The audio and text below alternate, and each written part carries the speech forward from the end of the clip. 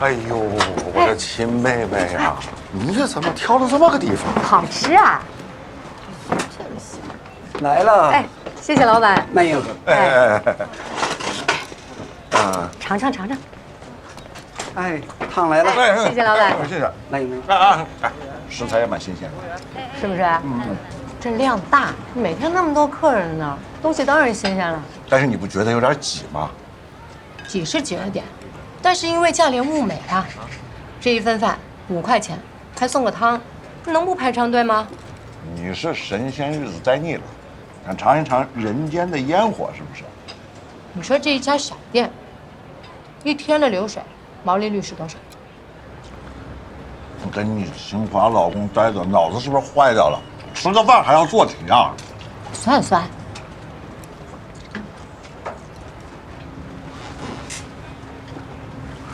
5块钱一份，一天大概200人，就1000块，50%的毛利率，赚的不错的。这种店在美国就开不下去，为什么？人少啊。说白了，这就是吃透了我们中国人口的红利。你想想，我们这手机，要是在市场上也吃透了中国人口的红利，那会怎么样？黄灵溪，你这是鸿门宴呀，而且还是个苍蝇馆子的鸿门宴。你无非就是想说，把手机能卖到像5块钱一盒的盒饭一样的，人手一部，对不对？你就说你认不认吧，我这个道理。我认呀，但是你们那个 CEO 他不认呀，自己都跑去做互联网去了。不过，你的这个点子很好，表扬一下，真的。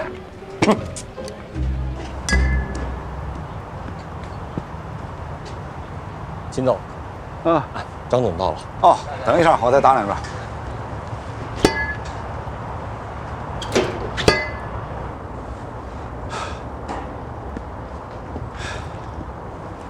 海潮，听说您做过心脏搭桥，怎么还敢做这种剧烈运动？嗨，这都是以前在日本养成的习惯，不打2下就难受，这可是一个能够给人以灵感的运动。听说村上春树就是因为挨了一记棒球以后才开始写小说的，那都是胡扯。坐吧，喝水，谢谢，坐吧。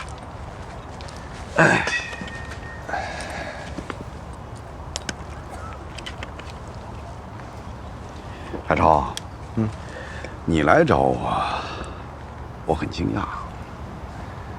您是中国半导体领域为数不多的几个投资人，我是中国半导体设计领域未来的希望，我们能见面，不足为奇。可你是 CTO 啊，找我要钱的应该是 CEO。作为 CTO， 我才能让您更好地了解我们领通的技术优势。也可能是你和李东升之间出现了什么问题吧。一个是想做互联网，另一个想做芯片。消息传得可真快，行业里边没有秘密。海潮，如果有一天你和你太太之间因为公司的发展方向上产生了分歧，你会怎么办？我跟我太太之间不会有分歧。假设一下，那我会好好的跟她讲道理。如果道理讲不通呢？我太太是一个通情达理的人，爱情落在你头上，她就是再胡搅蛮缠，你也是看不见的。秦总说笑了，但是您这个问题，我现在真回答不了。如果是厉东升的话，他会毫不犹豫地把他踢出去。张海潮，要是你想完成自己的理想，你需要话语权、掌控权，需要确保事情能够朝着你想要的方向发展。如果连你都把控不了，什么理想都实现不了的话，投资人是不会把资金给一个没有权利的创业者。难道一起创业的兄弟和一起生活的夫妻，就一定要为了权利而反目吗？不一定。要是能够很好的合作的话，那是最好的。但是你现在和厉东升之间已经产生了分歧，既然产生了，就需要决出一个胜利者，而不是你跑出来融资。于总，您约好的聚会时间到了。哦，对不起，我差点忘了，我还有点事儿。行吧，你回去再好好想一想，我们再讨论。好，谢谢秦总。不行。海潮的第一次融资铩羽而归。作为一个跑过马拉松、正在陪老公创业的女人，我想说，创业比马拉松难。马拉松是一个个体行为，只要能说服自己，咬紧牙关坚持住，就能跑下来。而创业是一个集体行为，需要一起联合投资人、团队，甚至家庭，一起跑过42公里。而你还要具备笼络人心和说服投资人的本事。彼时的海潮哪个本事也没有，只是个技术精湛的工程师，而黎东升却是最会蛊惑人心的。这张报表是这3个月以来我们的流量变化，你们可以发现，每一个月都要比上一个月的流量趋势要增长了3倍。我做了一个调查，我们的客户平均收入都在10万到20万人民币，也就是说中高收入人群。这些人中的20%已经取消了对其他金融刊物的订阅，也就是说我们现在是他们最重要，甚至说是唯一的金融资讯来源，而且这些数字还在持续增长。东升，我手上的资料告诉我，现在有3个同类型的公司在跟你竞争哦，而且他们的增长速度比你还要快。那是因为他们体量太小了，从1到2就是100%的变化，到1万呢，一定会遇到瓶颈。那你怎么说服我们相信你一定是最后的赢家啊？这个问题问得好，因为我有一个超强的团队，我的团队可以通过公式以及程序帮客户分析出最好的金融信息。谁啊？你们呀，各位，对你们来说不就是小试牛刀吗？另外，我现在手上有一款完全知识产权的金融交易程序，每天都会有软件推荐给客户各种投资标的，但是目前是免费的。一来是可以吸引关注的，二来是可以在市场上免费进行测试，直到它变得完善、变得完美，我们就可以收费了。东升，我有个想法啊，你刚才提到的，你的主要客户都是中高收入的，那能不能针对一部分用户提高服务呢？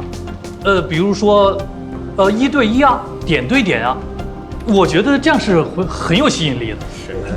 我不懂啊，我乱说了。如果之后在未来向这群人提供那种精准的、有差异的这种个性化的广告，可以加速变现。这是个好主意，但是我们现在的广告收入已经非常高了，甚至可以说是100%的增长。我们直接看这张图，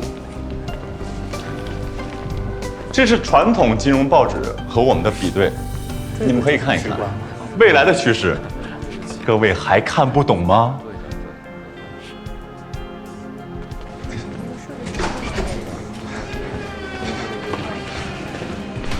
多久了？快1个小时了，我看大家热血沸腾。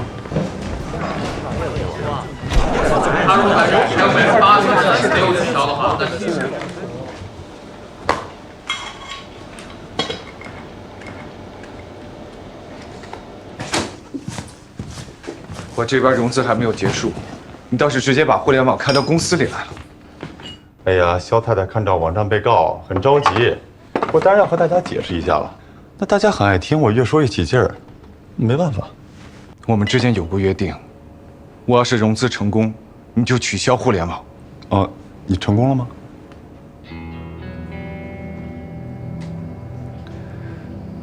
你这是把投机取巧发挥到了极致，还让人心涣散了。人心啊，人心太难了，我掌控不了。现在互联网聚钱又聚气，芯片没这个能力，也不是我的错。东升，我实在听不下去了。你不要忘了海潮是怎么对你的。当初在硅谷你就是这样，自以为是，带着大家搞什么金融，搞什么对冲，哦，以为可以通过2级市场的运作来搞定芯片企业。你做到了吗？现在也是，放着高智商的游戏你不做，非要做那些大家都可以做到的事情，这有意义吗？也不讲情义吧？啊，你给我讲情义啊！我告诉你，就是因为我讲情义，你们芯片部门的资金才能源源不断。那些博士们想干什么，我真的控制不了。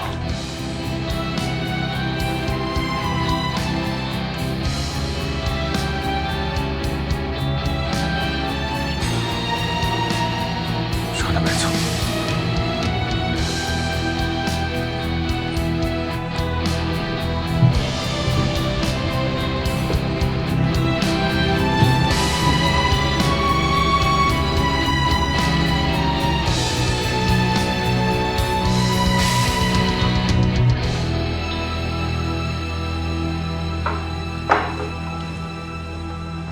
潘老师，今天的事儿就您说吧。别让我说了，我说也不管什么。是啊，潘老师，就这是啊，您说合适。好了，大伙儿就别再难为咱们潘老师了。一会儿秦一东来了，我说，哎，咱们都是老同学了，不像这面子能不给我啊？行，那您说。哦，哎，不好意思啊，哎，来，小丽过来了，你们两个也过来了。来，哎呦，潘老师，你好。哎，好，快坐。您坐，您坐，都坐。哎呀，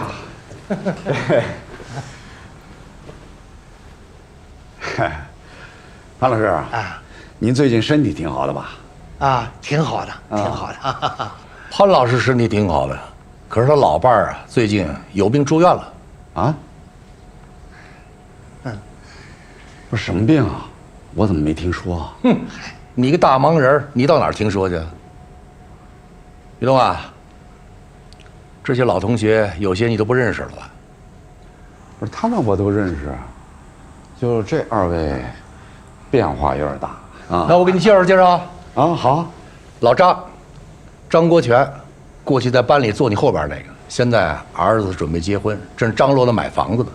国权啊，于东总，别这么叫宇东就行了，好吧？哎呦，变化真的够大的啊！这个李新华，过去咱们班里啊最淘的那个，而且为你啊还打过架。不是你现在怎么这么瘦了？肝不好啊，能活到现在就不错了。哦，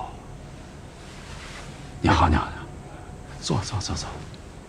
于东啊，哎，今儿我就不藏着掖着了，有什么话我可就直说了啊。不是，你就说嘛。半年前，潘老师亲自给你打了个电话，希望能帮我们这些同学多要些份额。可是你呢，没给潘老师这个面子呀，这事儿你做的有点不地道了。不是老鲁啊，你这叫什么话？你说这叫什么话呀？那时候你但凡要帮点忙，是不是？现在可就翻了5倍啊！5倍啊，什么概念啊？10万可就是50万，20万就是100万呢。我们这一辈子急需，它翻了5倍，那我们今后的生活那就是翻天覆地的变化，是不是啊？是啊，投资是有风险的，你们不是专业的，输不起。什么叫输不起啊？那不是稳赢的事儿吗？怎么，不是专业就不能赚钱了？你这是哪门道理啊？那时候你但凡松点口，潘老师至于拿出所有积蓄给他老伴治病吗？他至于？儿子因为买不起房子，到手的儿媳妇跑了。没事。行了，潘老师，你跟他就不用客气了。今儿我不管，你呀，让远航啊再多放点份额给我们，有多少放多少。这一轮，远航的估值也太高了，我自己都不投。那是因为你赚够了，你吃香的喝辣的，你都吃腻了。我们不一样啊，我们可都是棺材本钱，是不是啊？棺材本更不行了，为什么呀？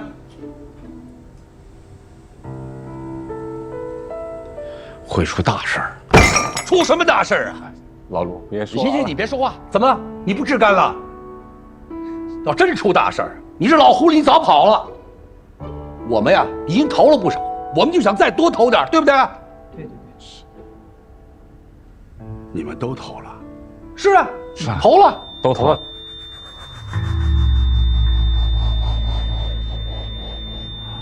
现在啊，股市越升越高了。潘老师还有我们这些老同学，我们着急呀。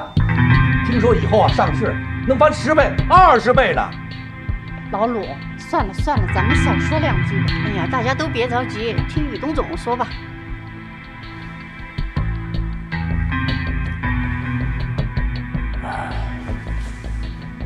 对不起，潘老师，咱都是同学啊，你们有难处，我知道了。以后有用得着雨东的时候，尽管开口，我一定给大家办得妥妥当当的。但是唯独这件事儿，我真的帮不了大家。你这是什么话？对不起，我公司还有点事儿，我先走了。哎，不是，雨东，这是什么事儿？你不要走啊！你别走啊！哦，对了，单我已经买了，大家慢慢吃。潘老师，哎，你这还吃什么吃？广告一发，这么多人进来了。说到底啊，还是太贪，总想着一步登天。为什么要做这个广告？为什么要让老百姓来集资？普通人的发财梦，我们也得兼顾，这算是回馈社会了。可是你什么都没有啊！师兄，您这话就说的不对了。您看啊，今天没有量产，不代表明天不会量产，对不对？哎，我现在给他们一个发家致富的梦境，他们也感谢我。梦碎了怎么办？也得感谢你吗？至少总比一辈子没做过要好吧？哎呀，这是投资，投资有风险，谁都知道。他们入局就要承担风险。再说又不是我们忽悠他们来的，是他们非来不可的。正是因为有你的背书，估值都炒到了天文数字。我这是为了国家，为了长江的产业基金。现在有人接盘，基金就是盈利的。有了盈利，其他资本才会来，来了以后我们才能有发展。是，现在的里约芯片还没有量产，但是一旦有了庞大的资本，我们可以请最好的科学家、工程师，甚至可以买现成的芯片啊！大家都对长江的未来有信心。不是长江跟老百姓有什么关系？为什么要忽悠他们？师兄，你别，他们那可都是血汗钱。您别激动，您听我跟您说啊，就那些人，每天看炒股书籍，上财富论坛，哎，他们觉得明天就会有奇迹，会有吗？啊，财富永远是掌握在像我们这样人的手，我们用智慧，用合理的方式去从他们手上拿钱，有什么问题啊？一辈子的财富又怎么了？就算我们不拿，有其他人拿呀。不怕我揭发你们？您会揭发我们吗？你觉得呢？钱总，我们现在是一根绳上的蚂蚱，一荣俱荣，一损俱损。师兄啊，现在是华源智新 IPO 的重要时刻，我相信您现在不会在这个时候做出不利于长江的事情吧？你们以为捆绑了所有人，这条船就不会沉是吗？我们捆绑的是资本，不是疯子，资本是逐利的，他们绝对不会在这个时刻走穿自己的船。再说了，现在手脚是被捆着的呀。哟，师兄，我给你拿瓶水啊，拿瓶水。我知道你心脏不好，做过手术，来。没事吧，师兄？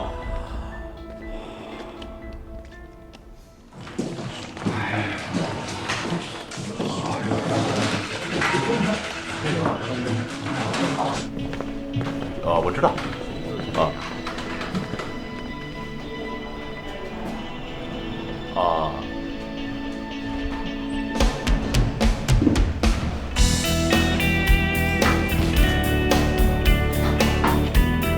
海潮，这个波形分析以及梳理我做过了，新的办法。行，就按这个改吧，改好了给我就行。好的。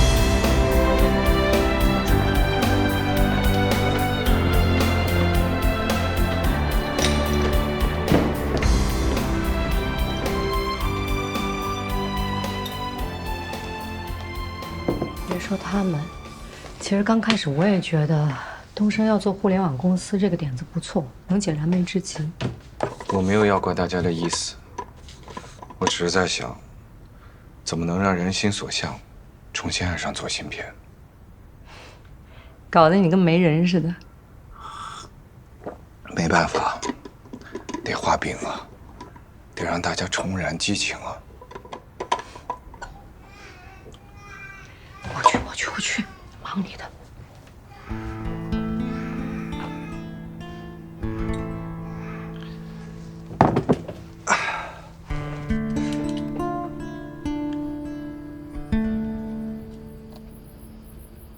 后来我才知道，最好的企业家都是最好的精神领袖，也是最好的蛊惑者。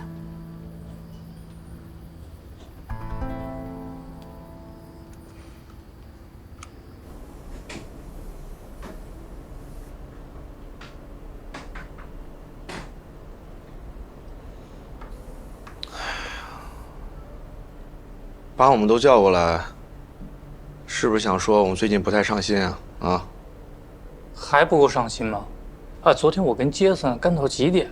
哎，对，昨天晚上你也在的，咱们给东升那个网站。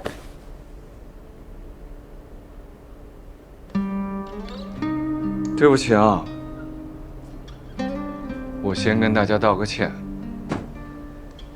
来领通1年了，我都没有带大家好好的出去看一看，一起去旅游一下。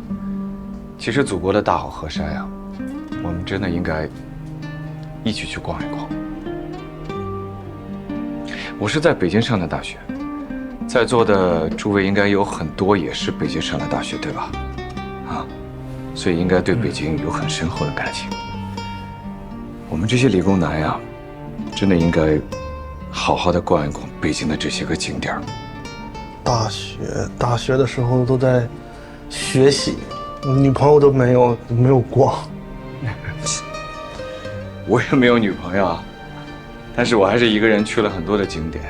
当然了，我最喜欢的还是长城、慕田峪啊、八达岭啊、司马台啊。我跟你们说啊，春天的时候啊，长城以南那真是开满了杏花，可美了。长城以北啊，还是连绵的荒芜。有一次，我为了测试我们的导航系统啊，去到了山海关，我们长城的尽头，啪，真的是云烟中的大海啊！当时啊，我就站在那个地方，就在想，我们的古人真的是了不起，蛰伏万里的烽火台啊，就是为了在战火狼烟的时候，能够在第一时间传递信息。当然了，后来呀，时代不同了，我们又有了电报啊、电话。我估计10几年前的人们也没想到，他们可以拿着2个小小的盒子，能够相隔万里，无线通话。想想看，如果这些事情是由我们这些人来完成的，那该多么骄傲呀，对吧？想想看，我们这些千千万万的前辈们，他们前赴后继，用热血铸就的万里通讯，是由我们37个人的团队来完成。那我们就可以跟我们的孩子们吹牛了，说你看，这片土地上，现在这个时候把万里长城缩短成一串数字的人，那是你爸爸呀，那该多么的美好啊，对吧？现在这个机会来了，落在了我们的身上。说实话，我真不觉得是因为我们优秀，而是因为我们正好撞上了这个时代，是时代选择了我们，我们不应该辜负。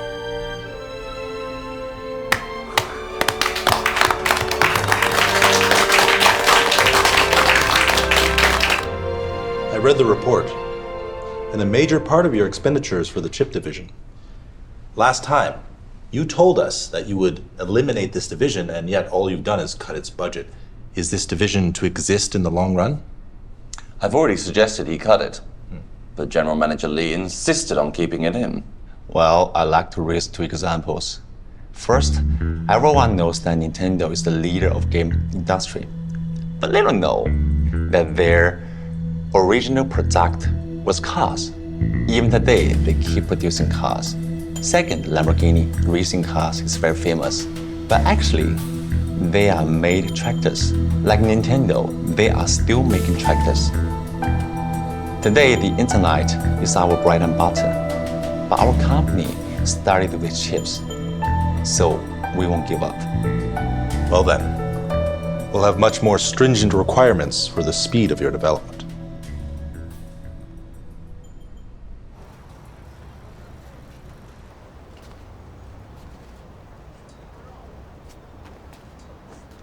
别着凉了。今天你把大家鼓舞得那么热血沸腾了，哎，我想干脆我们就在长城上办一个发布仪式，怎么样？想到一块儿去了。真的啊？那我们就找一个交响乐队，在长城上演奏《黄河》，怎么样？哎，你最近是不是跟徐阿土走得很近啊？他那些招有时候真挺管用的。他一定得请。不光他得请，跟他一起泡澡那群人全都得请。看来你很清楚他的那套澡堂哲学呀。哎，薛阿土三板斧嘛。不管怎么样，舆论造势还是得有的。礼乐的那些强项，我们也应该学一学。反正我们又不忽悠老百姓，我们就忽悠那些资本大鳄总行吧？也谈不上是忽悠，我就想让他们把钱用在有用的地方。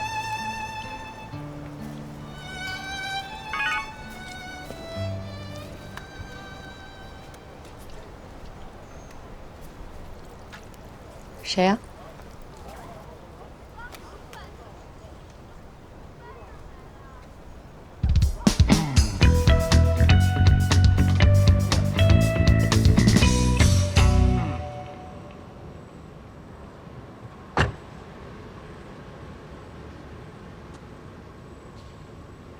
您准备要投我们？对。那您有什么额外要求吗？最好能赶走李东升。这个我恐怕做不到，但是我可以让他听我的。那这比赶走他更难。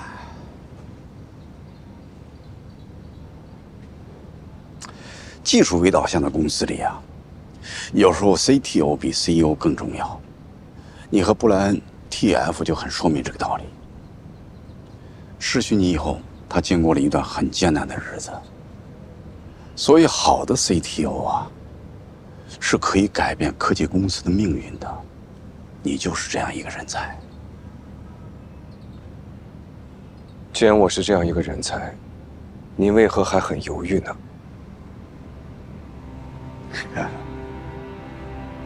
你呀，跟我年轻的时候一样，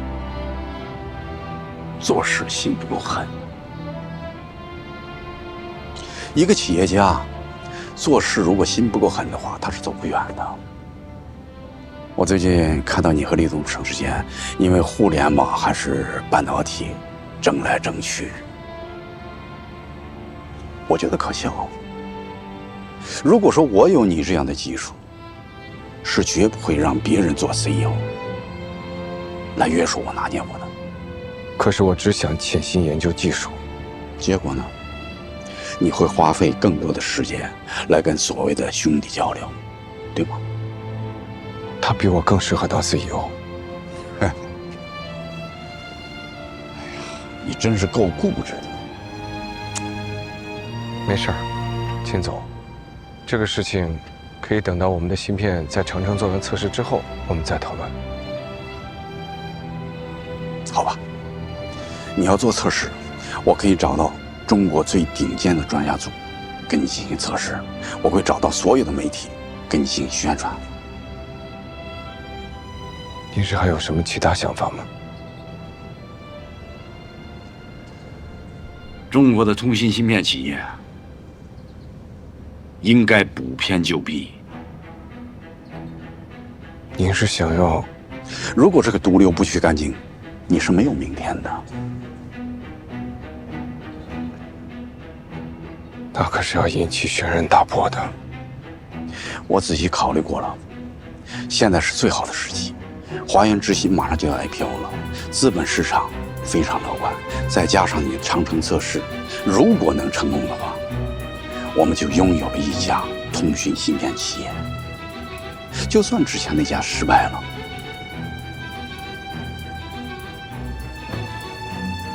我们也可以留下一点希望的火种，这总比他们继续瞎胡闹要好。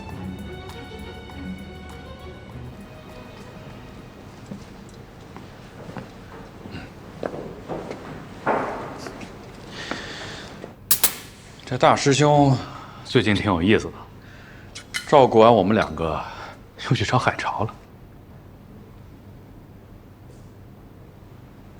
看这样子是要掀桌子了。可能他觉得现在是最好的时机，再不掀啊，没机会了。他怎么都没有机会了，我们又不是没有准备。嘟嘟嘟嘟飞，嘟嘟嘟嘟飞，嘟嘟嘟嘟飞。哎，笑了笑了。你女儿就是爱笑。哎，真是遗憾，我怎么不能陪你去呢？我还想留下来陪小宝贝儿呢。真的假的？当然是真的。小宝贝儿这么可爱，我怎么舍得你呢？太可爱了。我听说东升还在忙融资的事情，他去不去啊？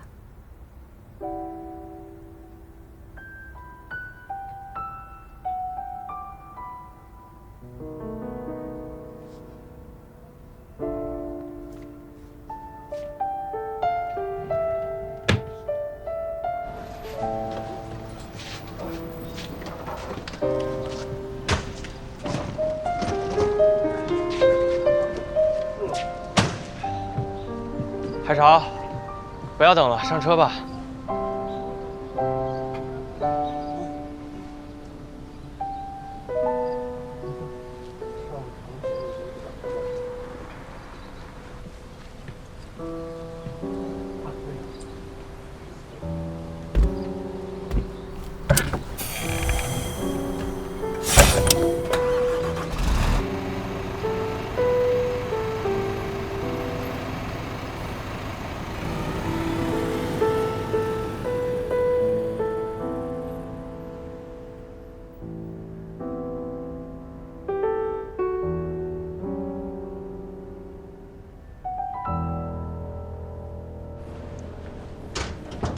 是我，我实名举报过远航科技，有证据我会拿给你们看的。好的。是秦东吗？是啊。现在就远航的一些问题，需要你配合调查。跟我们走一趟。你弄错了吧？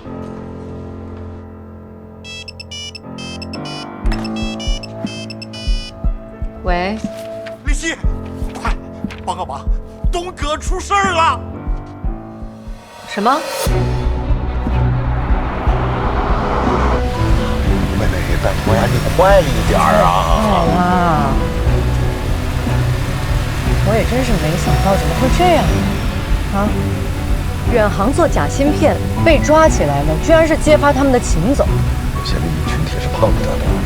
可是他们做假芯片，那也是实实在在有证据的呀。有什么证据啊？现在东哥手上唯一的证据就是订单来自于李月老婆的妹夫。你话说回来了，李月老婆的妹夫不能买芯片，不能下订单的。不是说了吗？是李月购买了摩托公司的通讯芯片，把上面的字给磨掉了。怎么证明呢？你除非抓到那个人，而且那个人他承认。反正我已经找好律师了，不管怎么样，先把秦总保出来再说。我也打了几个电话，找了一些朋友，希望能给我帮得上忙。这是两个利益群体之间的争斗，希望背后的人愿意出面保东哥。刘总，哎，怎么样？已经都沟通过了，他们都是宇航科技的投资方，对于宇东的动机非常不满，但是对于李月扛住压力是支持的。华源智新现在面临了 IPO 的问题，宇东是绝对不能出事的，一定力求保他出来的。谢谢啊，谢谢。没想到你这么记恩啊！东南亚金融危机的时候，只有东哥肯借钱给我。刘总，我们的 IPO 被暂停了。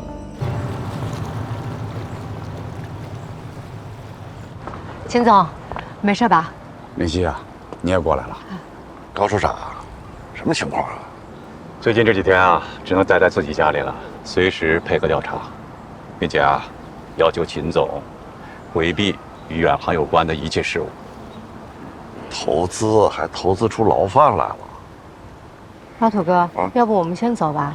秦总，一会儿欧阳总会过来。哦，欧阳过来干嘛？哦，对不起，我接个电话。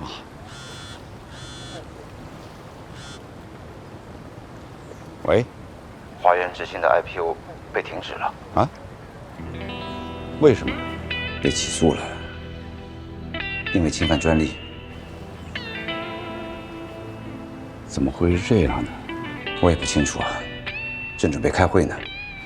好吧，我马上过来。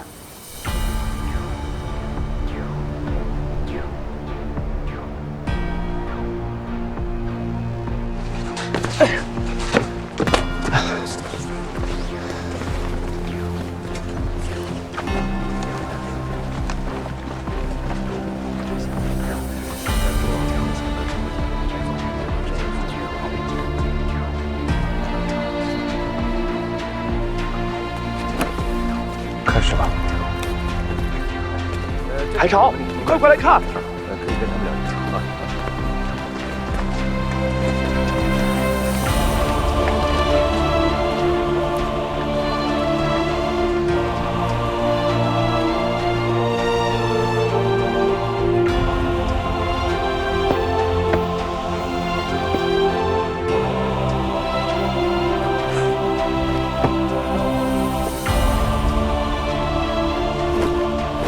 哎，东升来了！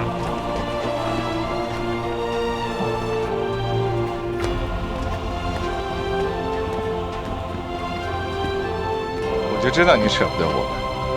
当然，这么出风头的事儿怎么能没我呢？东升，你去烽火台接通电话，我负责测试。喂。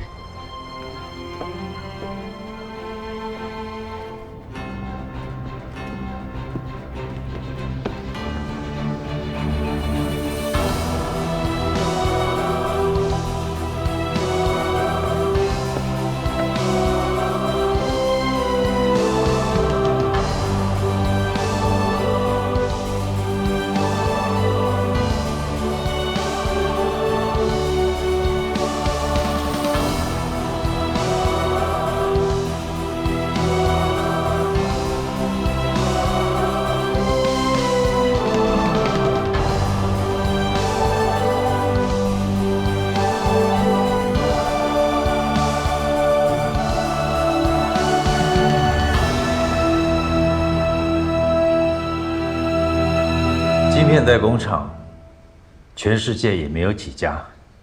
如果我们做出来了，你觉得人家的生意会不会受到影响？所以我们在初期的阶段，一定要把我们弄死啊！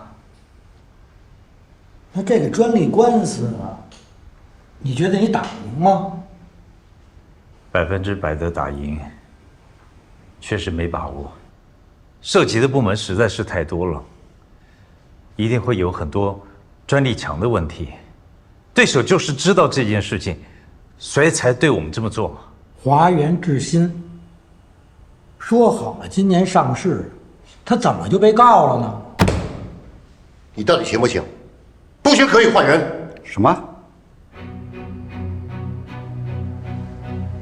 那我来问问你，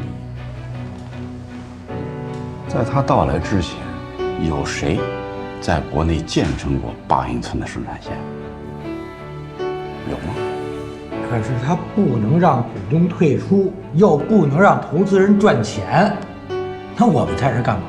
学雷锋啊！要都这样，以后也不碰半导体。踩雷有可能踩出一条血路来，但是不踩，在科技飞速发展的世界面前，我们只能是被动挨打，吃别人的剩饭。